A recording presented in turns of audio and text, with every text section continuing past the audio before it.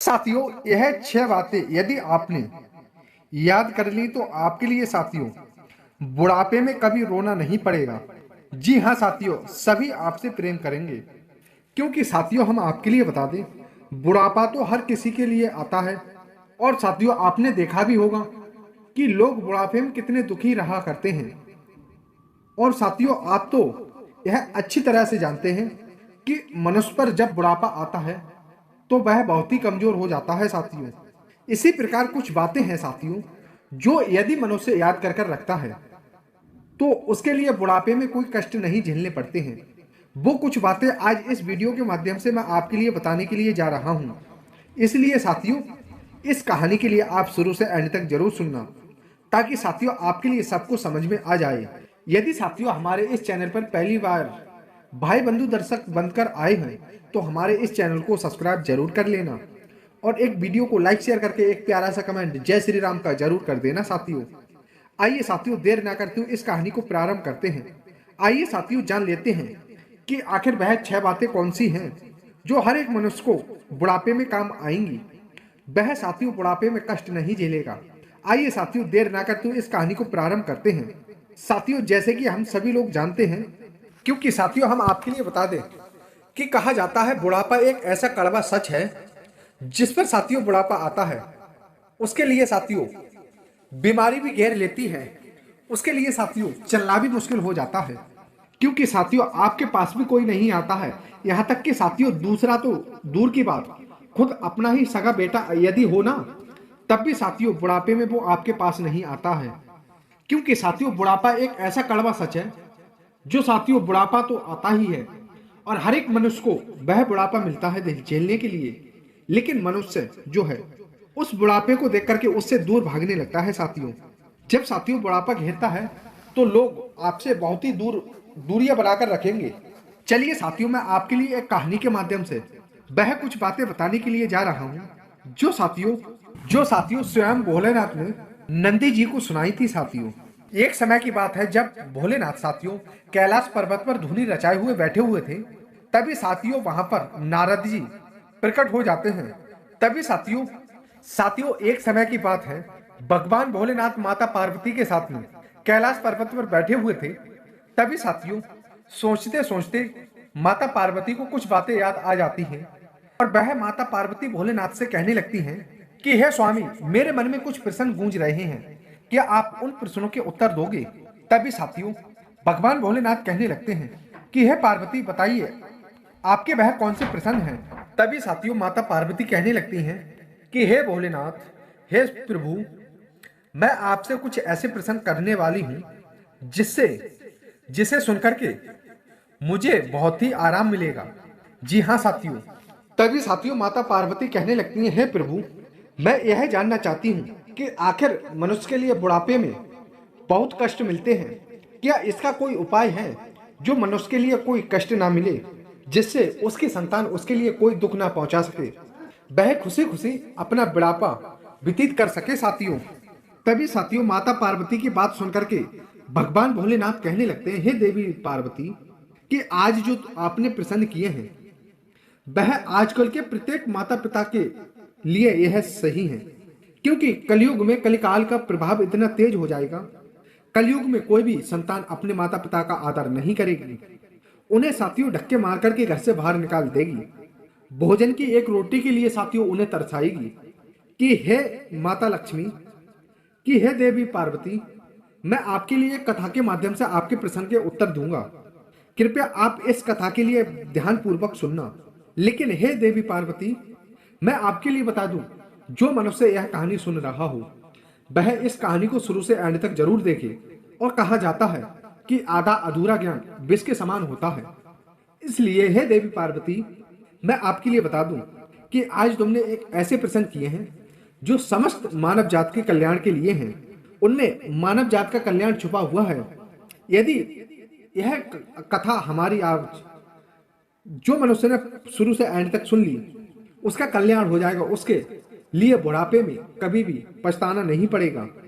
अब तो साथियों देवी पार्वती कहने लगती हैं, हे स्वामी, आपके द्वारा सुनाई गई कहानी के लिए ध्यान पूर्वक एंड तक सुनूंगी, कृपया आप अपनी कथा प्रारंभ कीजिए तभी साथियों भगवान भोलेनाथ कथा सुनाते हुए कहते हैं, तभी साथियों भगवान भोलेनाथ कहने लगते हैं, देवी पार्वती, बहुत समय पहले की बात है, किसी गांव में एक बुजुर्ग आदमी रहा करता था।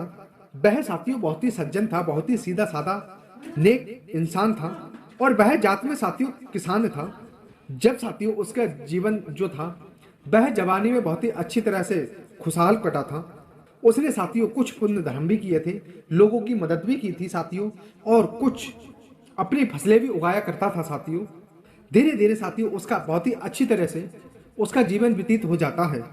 जब जब साथियों उसका बुढ़ापे का समय निकट आ जाता है तो साथियों उसका हृदय जो होता है, उसका शरीर भी उसका साथ छोड़ने लगा था साथियों। उसका शरीर साथियों बहुत ही कमजोर हो चुका था और साथियों उसे बीमारियों ने तो उसे चारों तरफ से घेर रखा था। साथियों मैं आपके लिए बता दूं, उसका एक पुत्र और पुत्री भी थी। उस पुत्र का साथियों विवाह भी हो चुका था, उसकी धर्म पत्नी भी थी। अब साथियों उस किसान के लिए जब दुखनी घेर रखा था तो उसके पुत्र पुत्री जो थे वह उससे दूरियां बनाने लगते हैं। अब तो साथियों उसकी कोई भी सेवा नहीं करना चाहता था। अब तो साथियों उस बुजुर्ग आदमी को अपने घर से बाहर निकाल दिया और साथियों खेतों पर झोपड़ी डाल करके उन्हें खेतों पर ही रहने को कह दिया साथियों, जहां साथियों वह बेचारा बीमारियों से घिरा हुआ रह रहा था।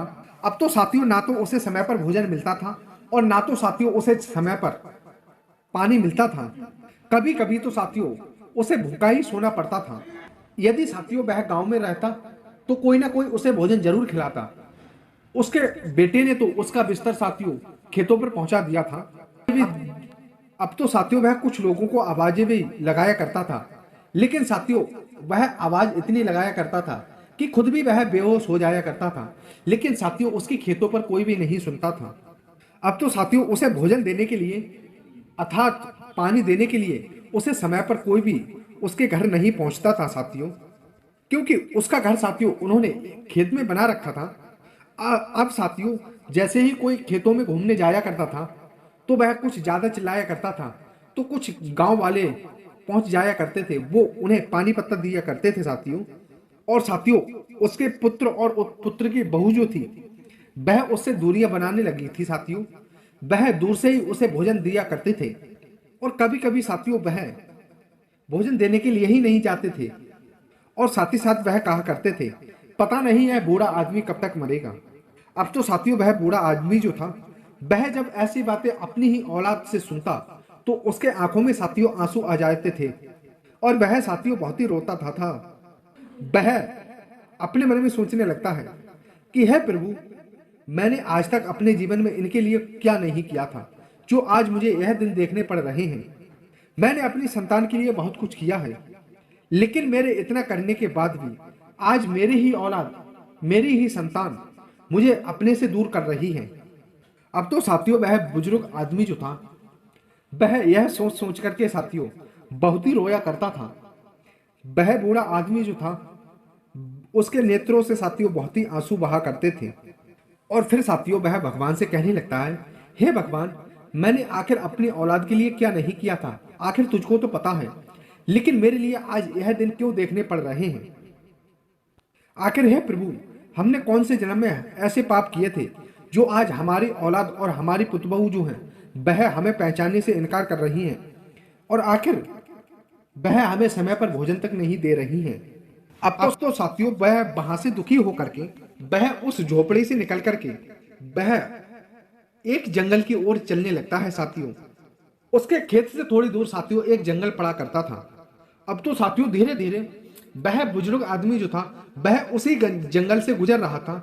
वह सोच रहा था कि शायद मुझे कोई जानवर ही कहा जाए, आखिर मेरा इस हृदय से पीछा ही छूट जाए। अब साथियों धीरे धीरे वह उसी जंगल में बढ़ता चला गया। तभी साथियों उसे एक उसी घने जंगल में मंदिर दिखता है और वह उस मंदिर के पास में साथियों पहुंच जाता है। तो उसी मंदिर में साथियों वह सर झुकाकर कहने लगता है कि हे प्रभु, हे भोलेनाथ, आज मैंने कौन सा पाप किया है जो आखिर मुझे यह सब झेलना पड़ रहा है। तभी साथियों उस बुजुर्ग आदमी को देखते ही उस मंदिर का पुजारी जो था वह उस बुजुर्ग आदमी के पास में आता है। तभी साथियों वह बूढ़ा आदमी उस पुजारी से कहने लगता है कि हे पुजारी भैया, मेरे लिए भी अपना शिष्य बना लो। आखिर मैं भी इस मंदिर में कुछ ना कुछ अपना पेट पालता रहूंगा, लेकिन मैं अपने परिवार को छोड़ना नहीं चाहता हूं। लेकिन मेरे परिवार वाले जो हैं वह मुझे छोड़ना चाहते हैं। मैं अपने पुत्र वधू और पुत्र से बहुत ही ज्यादा प्रेम करता हूं, लेकिन हमारा परिवार जो है पुजारी, वह हमसे दूर भाग रहा है। कि है पुजारी जी, मुझे कुछ ऐसा उपाय बताएं जिससे मेरे बाल बच्चे जो हैं वह हमसे दूरियां ना बनाकर रखें। जरा कुछ ऐसा उपाय बता दो जो कि बुढ़ापे में मनुष्य के बाल बच्चे जो हैं उसे उससे अलग ना करें। और हे प्रभु, जो मेरा बाकी समय बचा हुआ है जीवन का, वह मैं बहुत ही अच्छे से अपने परिवार के साथ में बिता सकूं। अब तो साथियों, वह बूढ़े आदमी की ऐसे बातें सुनकर के वह पुजारी मुस्कुराते हुए कहने लगे कि हे भाई, लगता है कि आप बुढ़ापे से बहुत परेशान हैं और आप अपनी जिंदगी से तंग हैं, इसीलिए आप यहाँ पर हमारे पास में आए हैं। लेकिन आप घबराए नहीं, मैं तुम्हारे लिए कुछ बातें बताऊंगा, जो बातें यदि मनुष्य याद रखता है तो वह बुढ़ापे में कभी कष्ट नहीं झेलेगा, उसके घर में कभी भी कलेश नहीं होगा, और साथियों उसके बाल बच्चे जो हैं उससे कभी भी घृणा नहीं करेंगे। अब तो साथियों, उस पुजारी की बात सुनकर के वह बूढ़ा आदमी बहुत ही खुश होने लगता है और वह हाथ जोड़ करके कहने लगता है कि हे प्रभु, आप मुझे वह बातें बताने की कृपा करें और मैं उन बातों को सुनकर के अपने परिवार का एक प्रिय बना रहूं। क्योंकि हे पुजारी जी, मैं अपने परिवार से बहुत ज्यादा प्रेम करता हूं और मैं बाकी का जीवन जो है मेरा, वह मैं अपने परिवार के साथ में बहुत ही सुख चैन से जीना चाहता हूं। तो साथियों, वह पुजारी जो थे वह उस बूढ़े आदमी के लिए, साथियों उस बूढ़े किसान के लिए वह 6 बातें बताने के लिए तैयार हो जाते हैं और कहने लगते हैं, हे किसान भैया, कि बुढ़ापे में आदमी के लिए यह 6 बातें हमेशा याद रखनी चाहिए। उनमें से साथियों पहली बात है कि बुढ़ापे में आदमी के लिए कभी भी निकम्मा बनकर के नहीं रहना चाहिए। क्योंकि साथियों यह बुढ़ापा जो है वह हर इंसान के पीछे लगा हुआ है। कुछ बूढ़े लोग ऐसे होते हैं साथियों, जो वह अपने परिवार में अपने बाल बच्चों के साथ में निकम्मा बनकर के रहते हैं। साथियों वह हमेशा नीच वाले कर्म करते रहते हैं, वह जिससे साथियों उसके परिवार वाले उससे नफरत करते रहते हैं और परिवार के लोग जो हैं वह साथियों उससे दूर भागने लगते हैं। इसलिए साथियों बुढ़ापे में मनुष्य के लिए कभी भी निकम्मा बनकर के नहीं रहना चाहिए साथियों। क्योंकि साथियों जब तक हाथ पैर चलते रहें तब तक साथियों मनुष्य के लिए काम करना चाहिए। जब साथियों आप पड़े पड़े खाओगे तो आपके लोग आपसे जलने लगेंगे साथियों। और साथियों दूसरी बात यह है, यदि साथियों आप किसी के लिए उल्टा सीधा बोलते हो तो आपके परिवार वाले क्या आपकी आरती उतारेंगे साथियों। यदि आप उनसे उल्टा सीधा बोलते हो तो साथियों उल्टा सीधा बोलने पर हर किसी के लिए साथियों क्रोध आ ही जाता है, चाहे वह खुद की ही संतान क्यों ना हो। इसलिए आपके लिए ज्यादा नहीं बोलना चाहिए साथियों, कम से कम बोलना चाहिए, जिससे आपकी संतान जो है उसके लिए कष्ट ना हो सके साथियों। और तीसरी बात यह है साथियों कि यदि आप हद से ज्यादा किसी को बोलोगे, हद से ज्यादा साथियों किसी से ऊंची नीची बातें करोगे या गाली गलौज वाली साथियों बातें करोगे, बात बात पर साथियों अपने पुत्र वधू को और पुत्र को डांटोगे और उन पर साथियों ज्यादा क्रोध करोगे, तो साथियों एक दिन ऐसा आएगा कि वह आपसे दूर भागने लगेंगे और साथियों आपकी वह कोई भी बात नहीं सुनेंगे, आपकी वह कोई महत्वपूर्ण बात नहीं समझेंगे और आपसे हमेशा वह साथियों दूरियां बनाते रहेंगे और वह साथियों आपके समय पर सेवा भी नहीं करेंगे और वह साथियों आपको समय पर भोजन नहीं देंगे। और चौथी साथियों बहुत ही महत्वपूर्ण बात यह है कि किसी के लिए बिना मांगे कोई भी सलाह नहीं देनी चाहिए। कि मेरे भाई, यदि बिना मांगे किसी के लिए राह दोगे तो साथियों, और साथियों आपकी सलाह का कोई महत्व नहीं माना जाएगा और ना ही साथियों वह आपकी सलाह लेने के लिए दोबारा आएगा साथियों।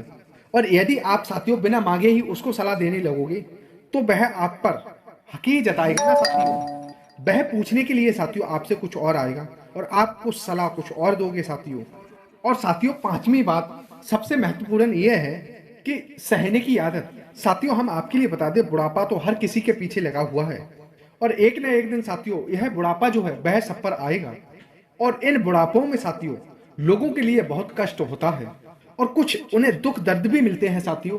तो उन्हें कुछ कहने की आदत, तो उन्हें साथियों सहने की कुछ आदत भी डालनी होगी। चाहे कुछ भी हो साथियों, आप यह सोच लो कि यदि परेशानी झेलने के लिए नहीं आती तो आज हम पर बुढ़ापा ही नहीं आता साथियों। इसलिए साथियों हमेशा परेशानी को सहने की आदत डाल लो। यही साथियों एक तरीका है जिससे आप परिवार के साथ में रह सकते हो। इसलिए साथियों हमारी सबसे महत्वपूर्ण बात छठी यह है कि आपके लिए साथियों हमेशा अपने परिवार में ही घुल मिलकर रहना चाहिए। उनसे हमेशा दूरियां ना बनाकर चलें। यदि साथियों बुजुर्ग लोग जो होते हैं वह अपनी औलाद से अलग रहने लगते हैं तो औलाद भी साथियों उन्हीं का ही देखा हुआ सीखने लगती है। क्योंकि साथियों माँ बाप जो होते हैं वह जैसा औलाद के लिए सिखाते हैं औलाद वैसा ही करती है साथियों। यदि साथियों हम आपके लिए बता दें कि बूढ़ा आदमी जो है वह अलग कर खाने लगेगा तो औलाद तो साथियों उसका देखा हुआ ही करेगी ना। जो साथियों जैसा जैसा वह बूढ़े पर खुद करता रहेगा वैसे वैसे साथियों उसकी औलाद आगे आगे पीछे पीछे साथियों वैसे वैसे साथियों उसकी औलाद पीछे पीछे करती रहेगी। जब वह अलग होकर खाने लगेगा तो उसकी औलाद भी साथियों उससे दूर भागने लगेगी। तो साथियों यह थी आज की महत्वपूर्ण साथियों 6 बातें। यदि आपने अपने जीवन में उतार ली तो साथियों तो आपका बुढ़ापा साथियों संवर जाएगा। क्योंकि साथियों हम आपके लिए बता दें यदि माँ बाप अपने औलाद से अलग कर के खाते हैं तो औलाद को वह सबको सिखाने लगते हैं कि आप भी अलग होकर के इस तरह खाना। तो साथियों माँ बाप के लिए ऐसा नहीं करना चाहिए। हमेशा औलाद के साथ में साथियों घुल मिलकर के रहना चाहिए। अब तो साथियों वह बूढ़ा आदमी किसान जो था वह सब कुछ साथियों समझ चुका था और वह साथियों पुजारी से कहने लगता है कि हे पुजारी बस अब शांत हो जाओ, मैं सब कुछ समझ चुका हूँ। आखिर मुझे पता चल गया है कि मैं किस कारण मैं दुख झेल रहा था। अब तो साथियों धीरे धीरे वह उस पुजारी की बातों के कहे अनुसार चलने लगता है। अब तो साथियों उस बूढ़े किसान के परिवार वाले उससे मिलजुल कर रहने लगते हैं साथियों। अब तो साथियों उसका जीवन जो था वह धीरे धीरे अच्छी तरीके से गुजरने लगता है साथियों। इधर साथियों भगवान भोलेनाथ कहने लगते हैं कि हे देवी पार्वती आपको अब तो सबको समझ में आ गया होगा कि यदि मनुष्य को बुढ़ापे में अपना जीवन अच्छे से व्यतीत करना है तो आखिर मनुष्य के लिए किन किन बातों को याद रखना चाहिए। तभी साथियों माता पार्वती कहने लगती हैं हे प्रभु अब मुझे मेरे लिए सबको समझ में आ गया है। तभी साथियों माता पार्वती बहुत ही खुश हो जाती हैं। इन बातों को अपने प्रश्न के उत्तर पाने के बाद में साथियों माता पार्वती बहुत ही प्रसन्न हो जाती हैं और वह बहुत ही जोर जोर से साथियों हंसने लगती हैं। तो साथियों हम आपके लिए एक बात और बता दें कि साथियों हम तो आपके लिए सिर्फ बता ही सकते हैं कि मनुष्य को हमेशा इन 6 बातों का पालन करने से ही आप अपने बुढ़ापे में सफल जीवन साथियों जी पाएंगे। आपके बुढ़ापे में साथियों कोई भी दुख परेशानी नहीं आएगी और आपका बुढ़ापा साथियों सही तरीका से गुजर जाएगा। तो साथियों यही वह 6 महत्वपूर्ण बातें थी जिससे हर एक मनुष्य यदि याद करता है तो उसे बुढ़ापे में कष्ट नहीं झेलने पड़ते हैं। तो साथियों उम्मीद करते हैं आपको वीडियो पसंद आई होगी। यदि साथियों वीडियो पसंद आई हो तो वीडियो को लाइक शेयर करके एक प्यारा सा कमेंट जरूर कर देना और इस बात से अनजान अपने दोस्तों को शेयर जरूर करें साथियों। धन्यवाद। मिलते हैं ऐसी ही प्यारी सी नई ज्ञानवर्धक कहानी के साथ में। जय श्री कृष्ण। राधे राधे। धन्यवाद साथियों।